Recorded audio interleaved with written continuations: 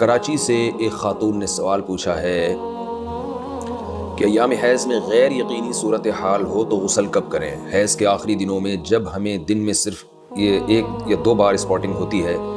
یقین نہیں ہوتا کہ اب خون آئے گا یا نہیں، تو ہمیں غسل کرنے کے لیے کتنا انتظار کرنا چاہیے؟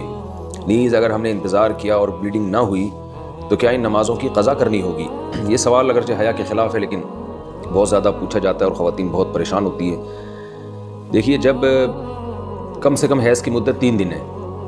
3 دن کے بعد کسی خاتون کو جب حیض آنا رک جائے تو خواتین کو اپنی عادت کا علم ہوتا ہے، اگر غالب گمان ہو کہ اب دوبارہ بلڈ نہیں آئے گا، حتیٰ کہ اسپاٹنگ بھی نہیں ہوگی،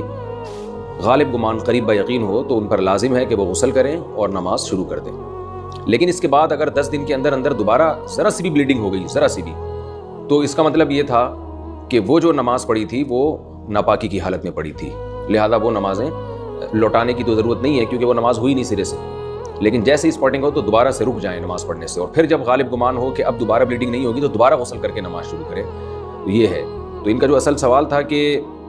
ہمیں غسل کے لیے کتنا انتظار کرنا پڑے گا، تو اپنا غالب گمان دیکھنا پڑے گا آپ کو۔ جب غالب گمان ہو جائے کہ اب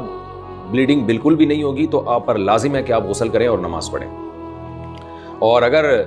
اس کے بعد یعنی غالب گمان نہیں ہے یہ، بلکہ ایک تردد ہے کہ شاید ہو شاید نہ ہو، تو پھر غسل کرنا لازم نہیں ہے، کیونکہ الیقین لا یزول بالشک، یقینی چیز تھی حیض کا ہونا، اس کا ختم ہونے کا جب تک یقین نہیں ہوگا تو غسل نہیں کیا جائے گا۔ البتہ بعض دفعہ ایسے ہوتا ہے کسی خاتون کا خیال یہ ہوتا ہے کہ اب دوبارہ مجھے بلیڈنگ ہوگی، اور اس خیال سے انہوں نے غسل ہی نہیں کیا، تو پھر پتہ چلا کہ بلیڈنگ تو نہیں ہو رہی، تو پھر جو نماز قضا ہوئی ہے اس کی قضا بھی کرنی پڑے گی۔ خواتین کو اس کا بہت خیال کرنا چاہیے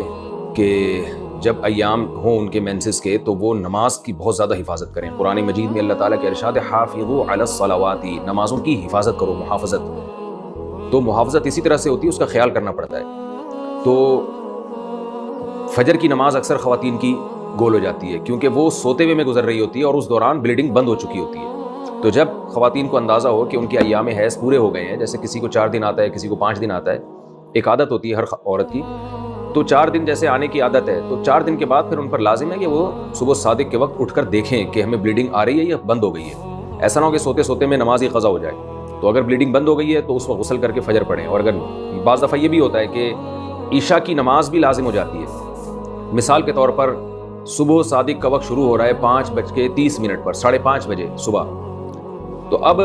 رات کو تو خاتون کا خیال یہ تھا کہ بلیڈنگ ہو رہی ہے اور آخری دن ہے ان کا ایام حیض کا، تو ان پر لازم تھا کہ وہ صبح صادق سے پہلے اٹھ کے دیکھیں کہ واقعی بند ہو چکی ہے یا نہیں۔ اگر بند ہو چکی ہے تو پھر یہ عشاء کی نماز بھی واجب ہے، عشاء کی نماز بھی پڑھنی پڑے گی آپ کو۔ تو بعض خواتین بالکل اس میں غفلت سے کام لیتی ہیں۔ میں یہ نہیں کہہ رہا کہ ابھی بلیڈنگ شروع ہوئی ہے تو رات کو دوبارہ ہر رات کو اٹھ کے دیکھنا شروع کریں کہ بلیڈنگ ہے یا نہیں ہے، تو جو عادت ہے اس کو تو گزرنے دیں۔ 3 یا 4 دن کی کسی کو عادت ہے، کسی کو 5 دن کی عادت ہے، لیکن جس دن یہ احتمال شروع ہو جائے کہ اب بلیڈنگ رک سکتی ہے تو اس دن عشاء کی نماز اور فجر کی نماز میں خاص طور پر خیال کریں، کیونکہ یہ 2 نمازیں سوتے میں گزر جاتی ہیں۔